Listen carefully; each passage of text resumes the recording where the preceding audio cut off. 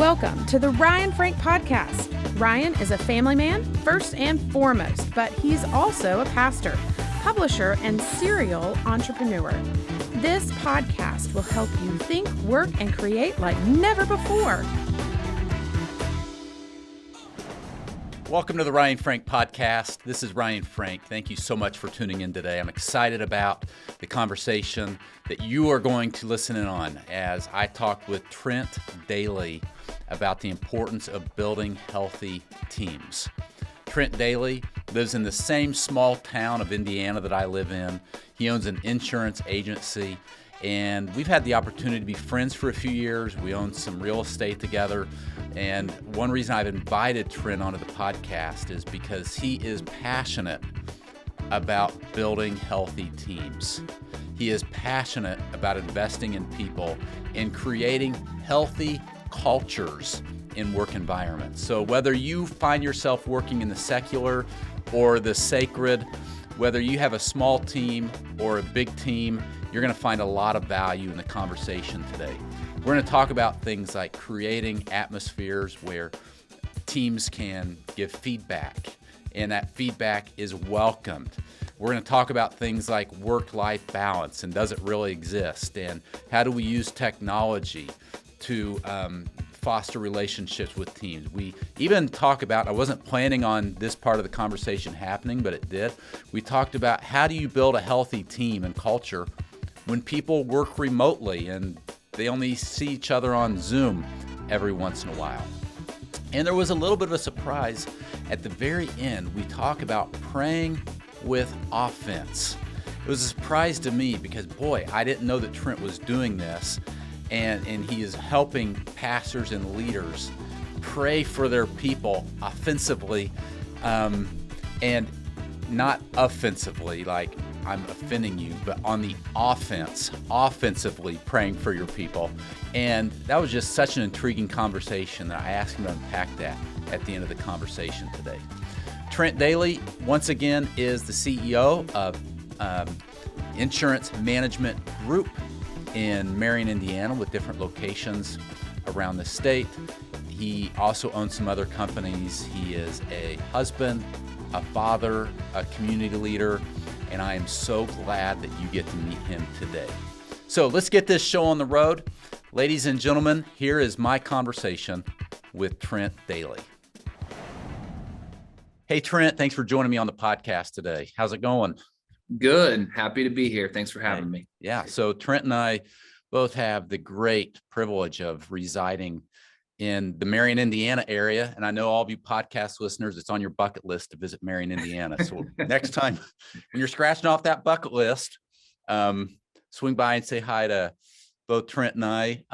Trent's a dear friend. As I said in the introduction, we've had the opportunity to get to know each other over the past few years and do some business stuff together. And I just have a lot of admiration for him. Trent, you're doing an amazing, amazing job. I feel like I know you and I know a little bit about, I know some of your background, but would you take a minute and just introduce yourself, maybe a little more personally, tell us about your family. And then I'd also love to hear your business journey because it's a neat story. Sure. Well, glad to be here, Ryan. Personally, I'm a father of four. I have a 13-year-old son, 11-year-old daughter, a 9-year-old daughter, and a 5-year-old son. So that's my joy. And my wife, Angel. We do reside in Grant County. We have a couple of Samoyed dogs. One more recent, only about 2 months old, and she hasn't been to training yet, so that's been a lot of fun. Boy, nice. Like you're trying to train in the winter too, when it's cold out and there's snow on the ground. Yeah, I think we're going to get a little help on that one. Yep. It just reminds you that those phases you go through with the kids when they're younger, it's like, I'm not sure I could start over, and a puppy is a good way to test that. So I was born and raised in Marion, Indiana. Went to Marion High School, followed up with a degree from Purdue University in computer information technology. So I was graduated around 99. IT was kind of the thing back then, Y2K, everything was going to shut down. And so I went into IT And I ended up spending 4 years working for Microsoft, living in the Seattle, Bellevue, Redmond area. Okay. I was on the West Coast. I got to grow a little bit, do some different things. You know, you kind of want to leave town. I think a lot of people have ambitions to kind of leave and go check stuff out. Yes. I got to go away and do that.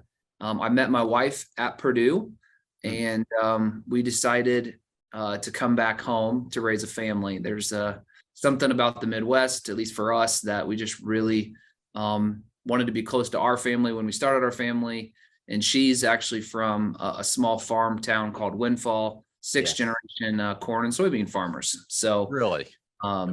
her dad used to joke with me when I was looking at jobs.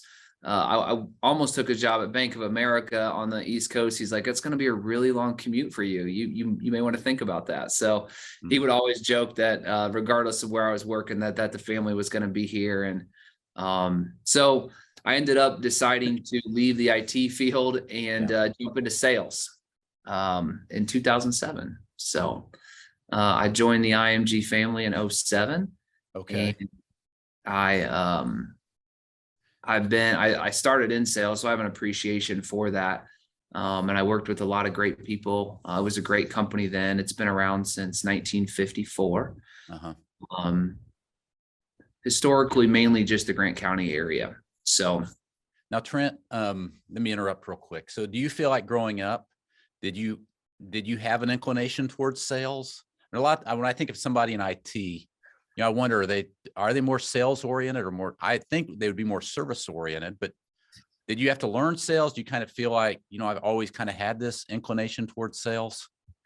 Be a great question to ask my brothers. My Okay. dad's a salesman, so I have a little bit of that hardwired into me, probably a little more than my other two brothers. A lot of the operational side came when I worked at Microsoft, because I worked in their service operations center. Okay. So a lot of that was a little more forced, and I didn't want to do that anymore. So sales has always kind of been something. I enjoy people. I enjoy relationships, which is why I think I really enjoy what I'm doing now in the role that I'm in. So 2007, you joined Insurance Management Group, IMG, in sales. And here we are now. You're the CEO of the company. Take us through that story. Yeah. So started in sales. For those of you that appreciate sales or have been through it, know what a grind it is, right? It's cold calls, it's no's, it's referrals. And I would argue to say I'm a partial salesman, where I like to be liked. You know, I want everyone to like me. So those were some challenging years getting started. I just built trust with the team. You know, I was a firm believer that trust is earned. And so I started building trust with my team, started having a little bit of success, had some incredible mentors in my life at that time that poured into me that I'm grateful for. And then I got into kind of operational, because I already had some of that from the Microsoft days of like, hey, you know, like maybe we should have a website. Let's start working through some things. And as stuff transitioned, I was kind of the natural fit in 2015 is when I purchased the agency. It was always kind of the goal coming back home. Yes. But one of my mentors passed on a really good opportunity to give it to me, because he thought that I was the better fit for the job. So I really just right place, right time. It's a God thing. Very grateful for the opportunity that I was given at that age. I was 34 at the time. 34. Yep. And man, the company has just grown under your direction. Kudos. You've built a strong team. You're helping so many people. And those of you that are listening or watching to the podcast, many of you are pastors and ministry leaders, and you know me from Kids Matter. But if you've followed my journey, you know that Beth and I started an insurance agency of our own almost a year ago. And Trent has been just a great friend and, you know, somebody I can talk to. There have been several times I've gone to Trent's office and picked his brain and asked him questions. And even before we pushed record on the podcast, I was giving him we were talking insurance for a few minutes. So you're doing a great job, Trent. I really admire your work. You're a great leader. Today, we're going to talk about our focus of our conversation is how to grow healthy teams. Whether you are a ministry leader or a marketplace leader, wherever you find yourself during the week, whether it's more in the secular or the sacred, I think you're going to find this conversation to be helpful, because we all know the importance of having a healthy culture, a healthy work environment. Trent was talking a minute ago about the importance of trust, and how that was a core pillar when he purchased the company was trust. And so I'm super anxious about this conversation. I think you're going to find a lot of value.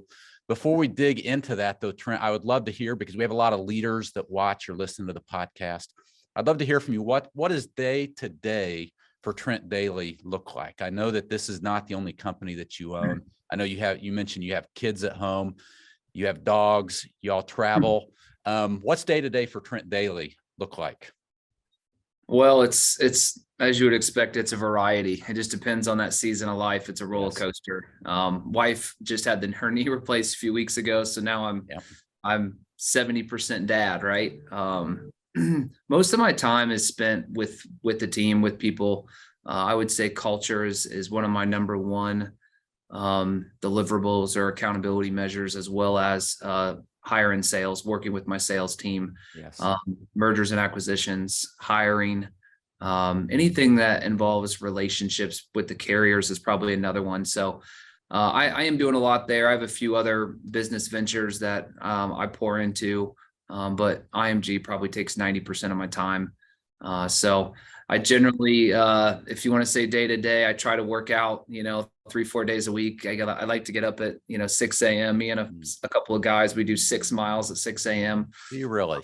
Yeah, that's been our thing. So if you ever want to join, we're on the trail. So let me think about that. If you don't hear from me, do you treadmill, or do you literally go outside and walk or run or jog, or what's that? We go outside. Yeah, me and my brothers, my oldest brother got us all into running. We run marathons, and they're more into some of the ultra stuff, but running's become a part of our life. And there's a local group here that we try to get out and hit the pavement. And it's just a really good way to start the day. How neat. So whoever's in town, there's a spot you meet at 6 a.m. and you go? Yep. At the trail on Miller. Yeah. 6 a.m. Yeah. So I try to start that, kids getting into stuff. And then I'm here between, so we have a couple different offices. I spend most of my time in Marion, but just generally working on relationships and building a team and trying to find new talent. Love it. So let's dig into culture, Trent. You are passionate about culture. That's something that I have grown to appreciate about you. Your company has a reputation that culture matters, that our people matter. For someone watching or listening, how would you define culture? And then I'd love to transition and hear from you for a few minutes on what do you think really creates, what are some of those key ingredients or those important things that a leader's got to get right if you're going to create a healthy culture? But let's start with, how do you define it? I'm just going to circle around that a little bit. I think culture is when you create an environment for people to feel valued and appreciated, and you give them an opportunity to kind of live out their dream. I learned early on that I was chasing a lot of my dreams, but if I could help other people achieve their dreams, that's not only better for them, it was better for me. I enjoyed that more. When I see someone knocking out of the park and they're, whatever it may be, it could be work, it could be personal, it could be whatever it is, that's kind of the thing that brings me the most joy. So I think when you're building a team, it's just, when you look at culture, because I think culture can be used as a buzzword for a lot of different things, but it's just creating an environment for people to thrive, where they feel valued, where they feel appreciated. Yes. And I think that translates into an incredible client experience. 100%. And I love what you said, Trent, about it's not only good for the people that you work with or that work for you, but it's good for you. And it's an amazing thing. And the scripture talks about this, that when you're good to people, I mean, it is so good for you. And I'm with you on that. It's one of the most energizing things for me is just speaking words of life over people, being good to people. It does your heart good, doesn't it? Yeah, it does.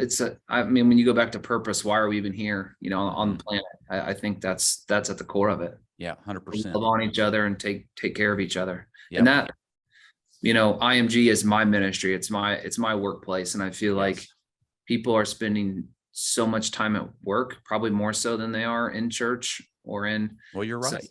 they're even with family, you used to have neighborhood associations and family, but a lot of people are spending most of their time at work. Yeah. And how can you create that family environment Yes. where they're just as energized here and not drained? 100%. Trent, what would you say to some leaders who recognize, yeah, you know what, culture is important. I want to be that kind of a leader. What are some things I've got to get right? What are some key ingredients? I know you've mentioned trust. You've got to trust people. Anything else come to mind? Yeah, I think people are pretty smart in that they can kind of see if you're trying to fake it. I think there's got to be some authenticity that you genuinely care about your people. Mm. There can't, like, in our organization, the way that I like to refer to this is I'm at the bottom of the pyramid, and my job is to support everyone to be able to help them achieve their goals. There's got to be some true, authentic appreciation for your team. Yes. I think, and I think coincided with that is then you got to establish your purpose, your mission, your values of why you are different or what you believe in. And then, we talked about trust, but also a strong feedback loop. It's like we look at our clients, we look at NPS scores, right, to figure out if our clients are liking our services. It's the same with employees. They got to have an anonymous way, or that's generally how they like to get it, to where you can get some feedback so you can constantly be aware of what's happening, what's going on in your team's life. And because we all have blind spots. So we do. Why do you think that, I think, is a good starting point? So good. Trent, why do you think so many pastors, executives, leaders, they're resistant toward getting that feedback? I mean, I think most leaders would nod their head with you and say, yeah, that's important, but they really don't seek that or create an atmosphere that invites that. At least that's my take. That's my perspective. Do you agree? And why do you think that is? When we first rolled out, we have a tool that we use and we still do it now, where we send questions out, anonymous feedback. We also have this thing called Ask Trent and Todd questions each month, where it's anonymous and they read questions to us in a meeting we've never seen before. It's super important because if someone's thinking it, it's present, it's in your culture. I can tell you, when we first started doing it, it was a little frustrating because you take it personal. You spend your whole life pouring into something and you think you got it right, but having other perspectives and understanding where other people are coming from is important. The more data points you have, the more sides you see, the better decisions you can make. So I would say initially it was frustrating because there was so much out there, but as we started to get more feedback, we started to appreciate it more. That's one of the things that I love feedback, good, bad, and indifferent.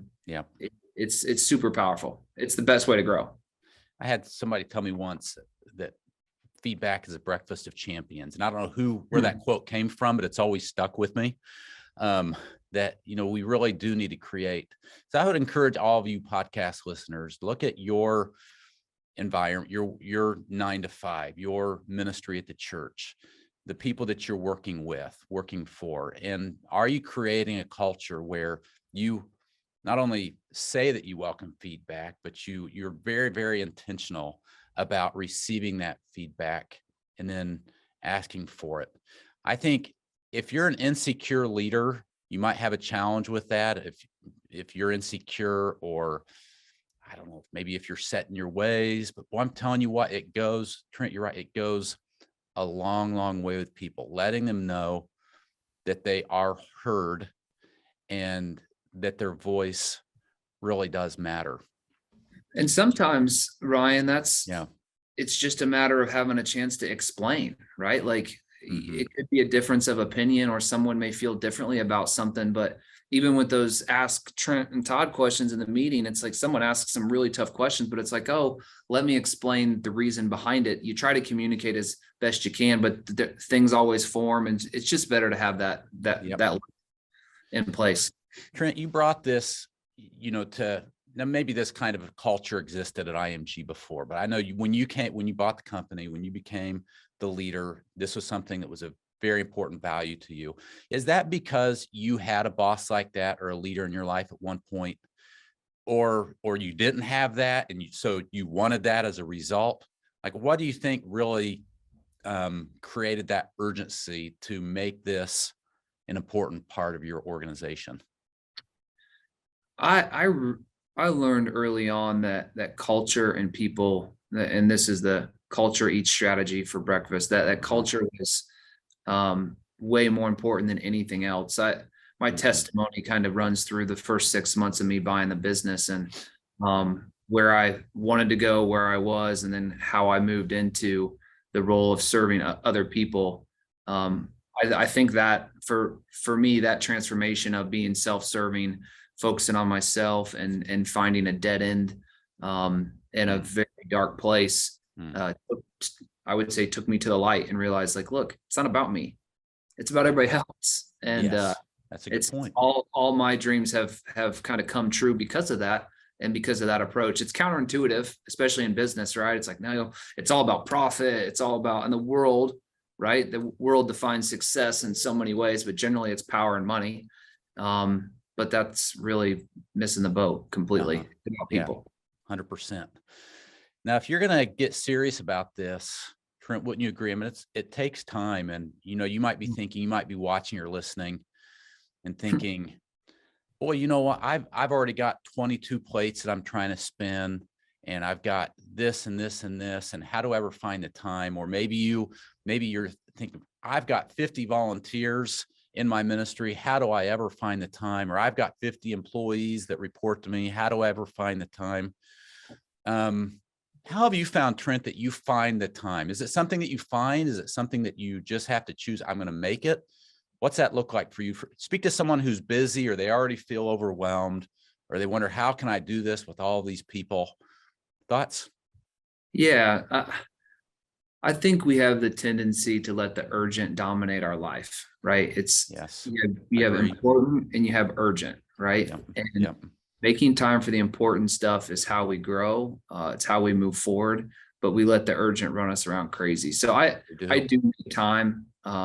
I put time in my schedule. You got time to be with the Bible. You got time to be with your Yep. kids. Time to Yep. be with, and so Yep. um, I do. I am very intentional about my time. I think that's the one thing that.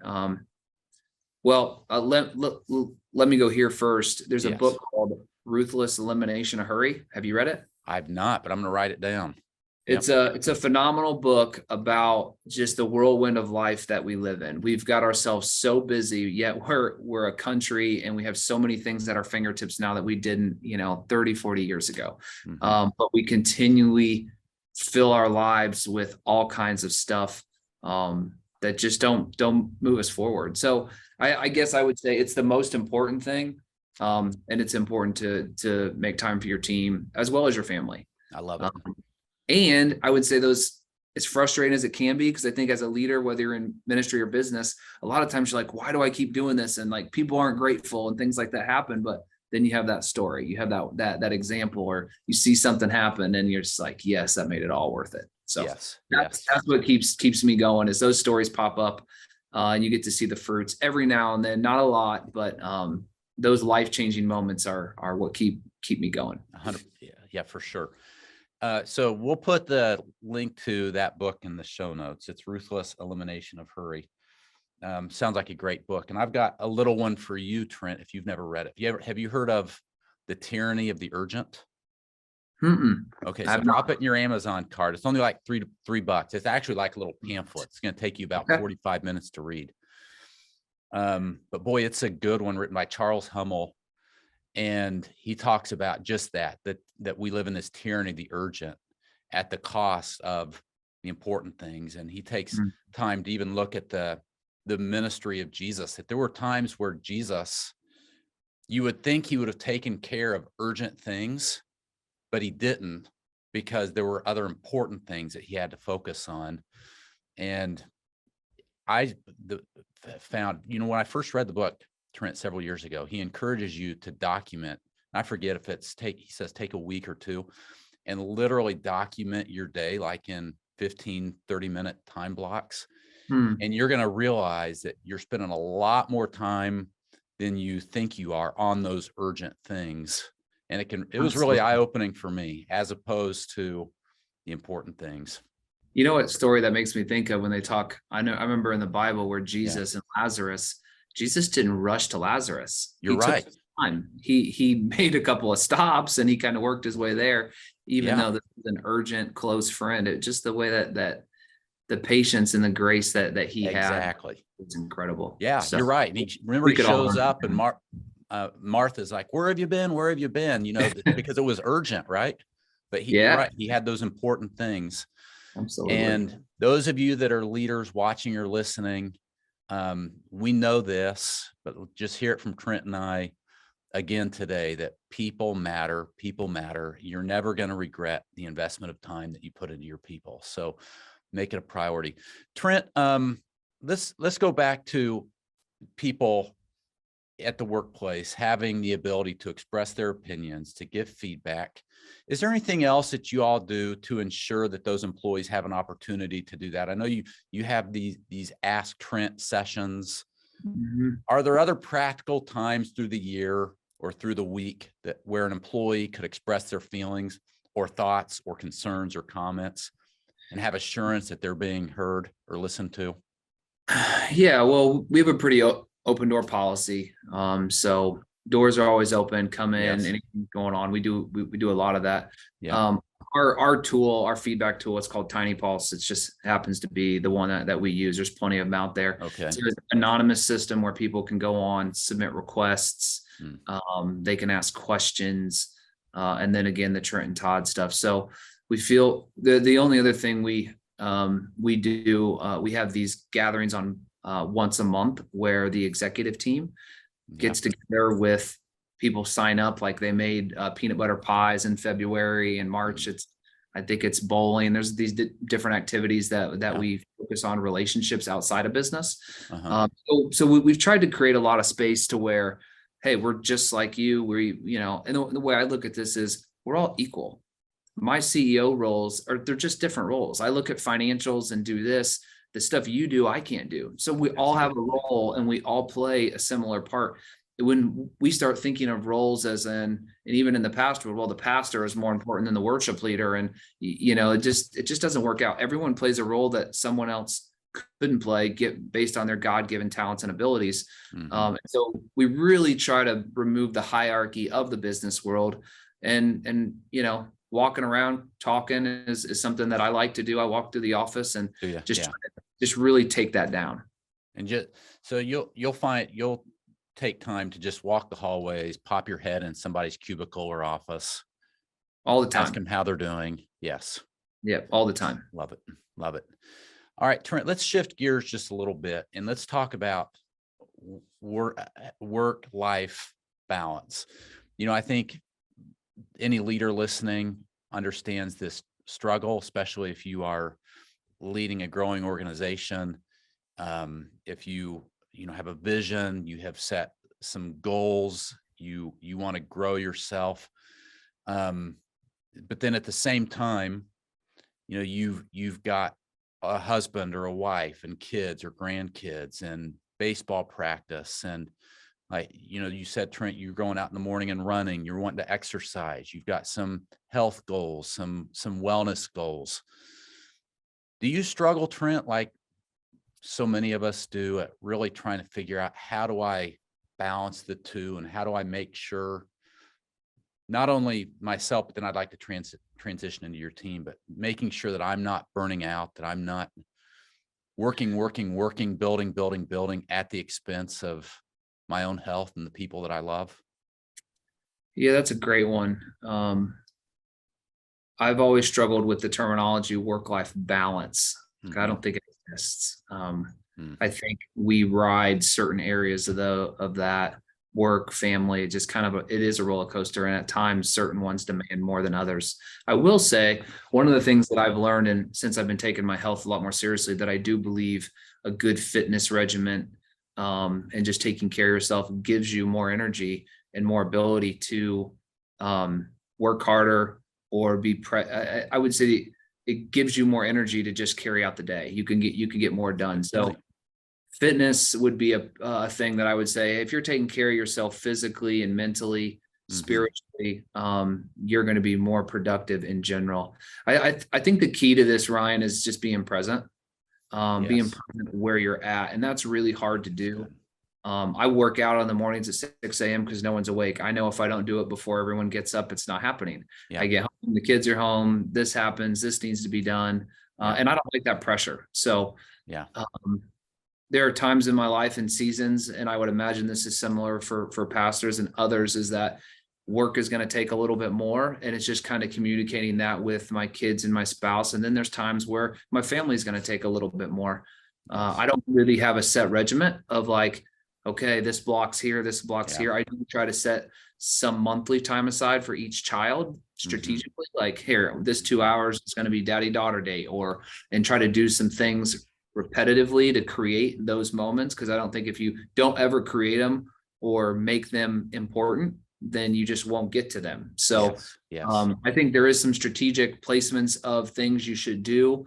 But I would say understand your limitations and understand that there are going to be times where family's going to dominate or work's going to dominate or vocation's going to dominate, and be okay with that. Yeah, I think you're right. And I've always struggled with that as well. And I love what you said about just being present. I had a guy tell me one time, talking about his family, he said, a lesson I've learned a long time ago is when you're there, be there. And that's always stuck with me. Like when you're there, because we all know what it's like to be there, but not be there. So we're with our kids, but we're on our phone the whole time, or we're distracted by this or this. And he was like, and he went as far to say, like, there are times where, you know what, when I get home, I'm just going to put my phone on the nightstand by my bed. And, you know, if somebody needs to get a hold of me bad enough, if there's an emergency, they'll figure out how to get a hold of me. But when I'm there, be there. Now, I'm not saying that I've got this mastered. This is a struggle for me, like it probably is for everybody. But I think there's a lot of wisdom to really being in the presence of your wife, your kids, the people that you love. And I guess your employees for that matter, and the people that you work with, letting them know that they really matter. Boy, this thing that I'm holding in my hand on this phone, it sure create problems, can't it, Trent? It can. And now you got the watches and, that's dinging and you're swiping. It is hard to be present. And, I find in certain times in my life that certain things are more exciting to me. Like sometimes it's even hard to admit, but work is it's like an adrenaline drug, right? It's like, oh, I'm just so excited to be at work and I want to work all the time. Yeah. And sometimes it's like Saturday basketball with my son, just seeing him out there playing just gives me all the joy. I can't wait for Saturday at 10 a.m. 100%. So finding the joy and really appreciating those moments is hard to do, especially when you feel pulled one way or the other. Yes. I heard a guy speak at a conference once, and I wish I could remember who it was, but he said he literally, there's a landmark that when he's on his way home, he gets into his neighborhood, he takes the first right and he takes the second left, that when he takes that second left to turn onto his block, he powers off his iPhone. And then he literally, now he's an executive somewhere. He has a flip phone that his assistant and a few people at work have that number. And that's his phone for the rest of the day. Like if his wife has that number, his kids have it.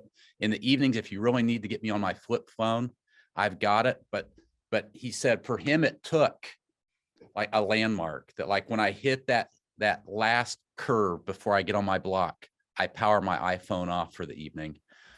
Love it. I've not gotten to that point, but I admire that. And it's something that we should probably all consider. And I don't think you'd ever look back and regret doing that. Do you, Trent? No. Making sometimes some decisions like that. No, I think that's great. I haven't got to that level as well, but what a great idea. Yeah. A little food for thought. Yeah. Trent, let's go back to teams for a minute. Technology. You're a techie kind of a guy.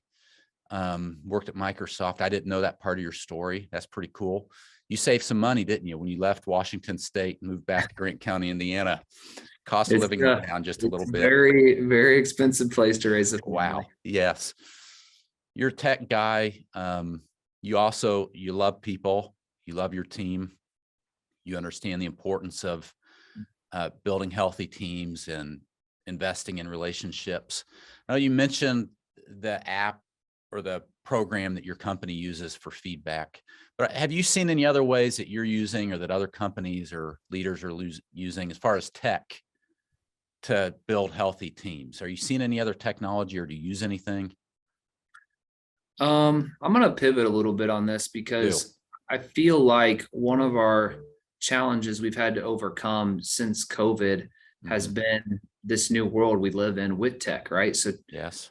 the tech was there, it was being used a little bit, and now the tech is there and it's being used a lot. Like, we are being required to embrace technology, embrace work from home, all that, Yeah. all those different things. And one of the biggest concerns that I have that I don't think has been fleshed out is, what does that do for culture, right?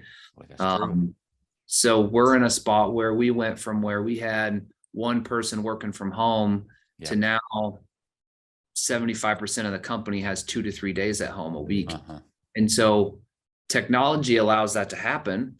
We have soft phones, they take their computers and their headsets, they got dual monitors or triple monitors at home, and they just dock in. And a lot of them argue they're more productive. Hmm.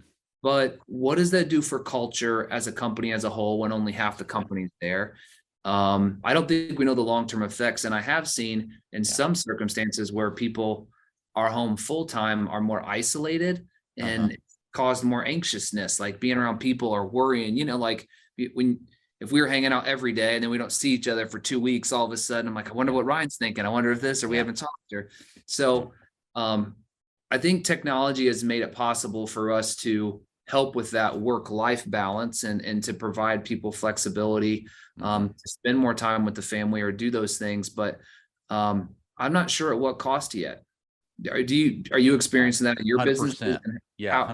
How are you approaching that? It's difficult for sure. We finally, a few years ago, gave up on, you've been in our office building here in Marion, beautiful big building that at one point our ministry had, 17 or 18 employees in here. And now it's just a handful with everybody else working from home, working remotely. And that we finally just came to grips with the fact that this is the way it's going to have to be. So we're just going to have to embrace it and make the most of it. I'm with you. It takes extra work. I mean, to really create a healthy, first of all, to create systems in place where you can measure productivity and so on. And then how do you create a healthy environment or a healthy culture when, you see each other on Zoom once or twice a week. And other than that, it's some random phone calls and whatnot. It's a challenge. Do you all have, I'm curious, Trent, like, do you have your work from home people come in on a given day of the week? Like, hey, we're all going to try to be here on this day, or is that not part of the picture? Yeah, Wednesdays are kind of our in-office days. We have our monthly meeting on one Wednesday a month. You said, so I wanted to touch on something really quick. You said something really important. You said having the outcomes identified, because we've shifted with this shift. It's been effort versus outcomes. Well, we used to watch when you came in and what you were doing in the office, and now we're watching your outcomes. And that is a completely different system. I wanted to point that out because I think that's very important. You can't 100%. flip switches and send people out if you don't know the outcomes or they don't know the outcomes, because it's a different world. It is a different world. It's a different world. It's a challenge, but you know what? I don't think the challenge is going to go anywhere for leaders as more and more people, are working remotely, by choice or by the nature of the way that companies are establishing and setting themselves up. And I don't think, just to be clear, I don't think there's anything wrong with it. I think when we talk about culture and relationships, you have to get creative. And so the question back to what technology things could you do? Like you said, here we're on Zoom, a lot of video stuff.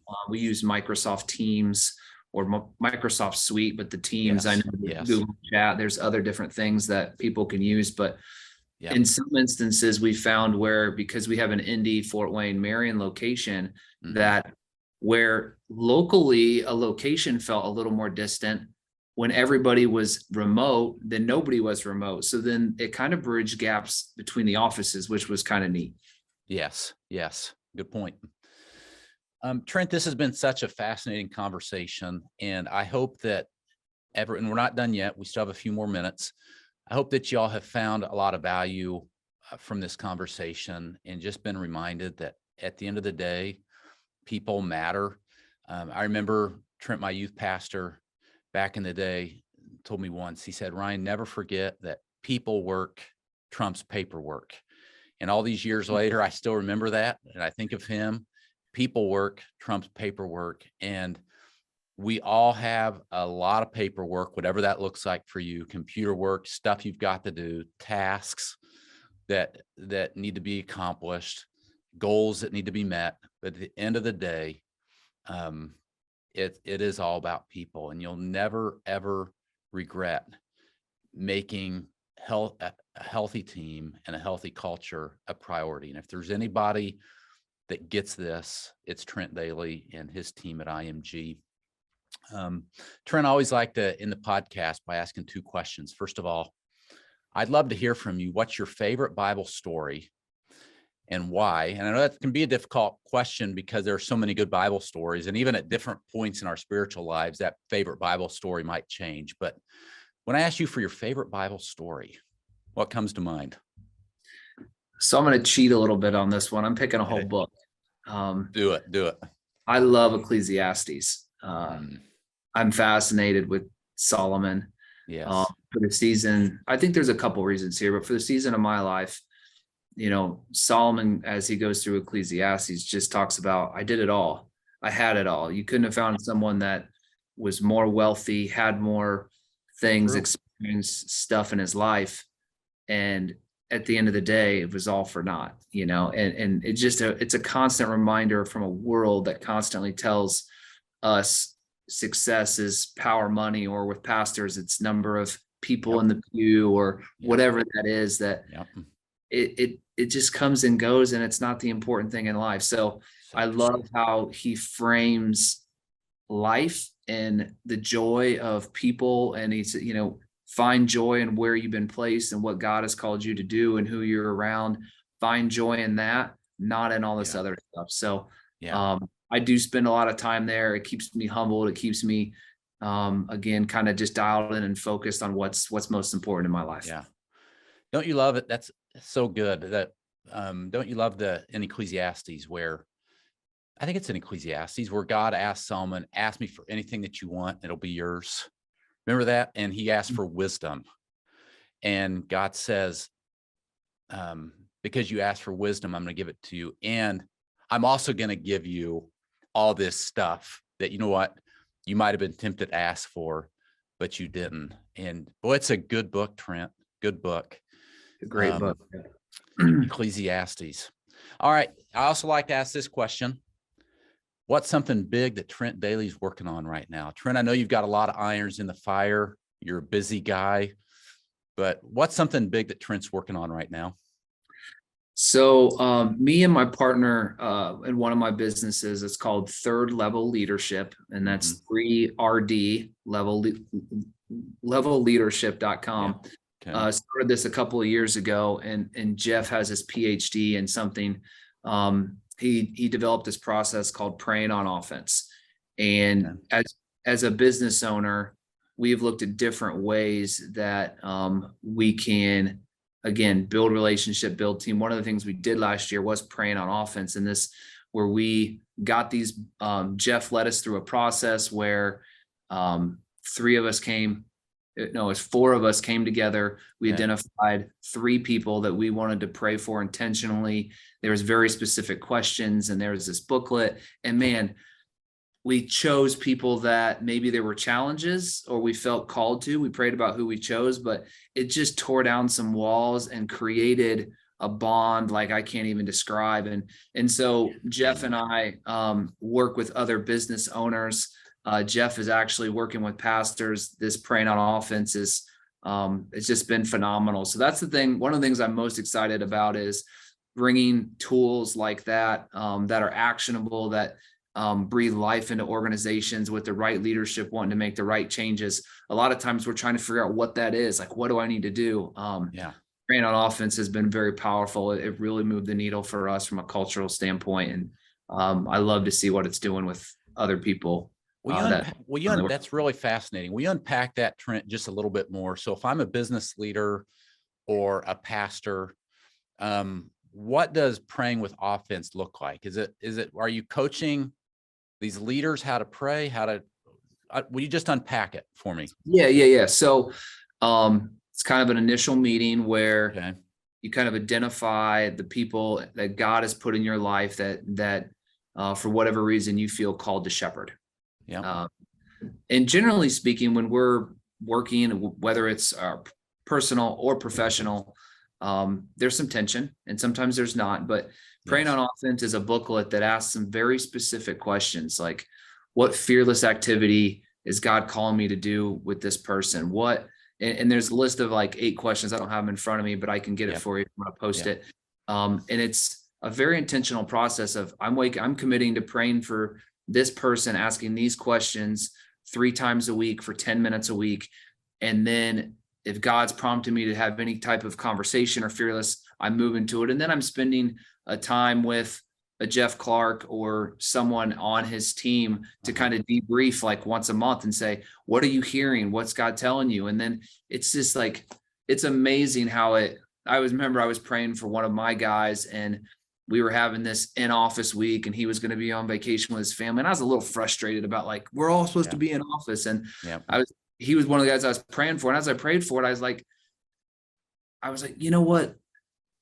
He didn't spend a ton of time with his family. I want this to be a special time with his boys. And I went from a heart of like, I was kind of critical spirit to, gosh, I hope this is the best. So there's something about prayer and what God does in our lives that just frees us. And so it's about calling God in to do the work and realizing that he's the one doing it anyway. So that's good. Jeff works with several businesses now and several people in his team, and they're, going in and implementing this, and it's, 6 to 12 weeks, depending on what you want to do. But it's just fascinating to see how God's working through taking time to pray intentionally about your team. Man, I love it. So if somebody wants to learn more about that, Trent, it's Third. Give us the website one more time. Yeah, it's thirdlevelleadership.com. Third spelled 3RD. So 3RD. Third Level Leadership. We'll have a little thing about me and Jeff, and then there'll be a Praying on Offense where you can learn more about it. I think he does a monthly webinar for free. I love it. To give you information. And it's not only in business, but he's working with a lot of pastors and a lot of churches. And it's just really exciting to see how God's moving. I love it. Trent, thanks so much for your time. You're a busy man, and I'm so grateful that you have had this conversation with me and with all of our podcast listeners. Keep up the great work as you lead your various companies and a leader in this community and a dad and a husband. And I'm super proud to call you a friend. Thanks for your time today, Trent. I appreciate you having me, Ryan. Anytime for you, man. It's good to see you. It's good to catch up. And thanks for having me. Yep. Take care. This episode of the Ryan Frank Podcast has ended, but be sure to subscribe for more conversations to help you stay on the leading edge. And if you like what you've heard, please rate this podcast with 5 stars. Thanks so much, and we will talk to you next time.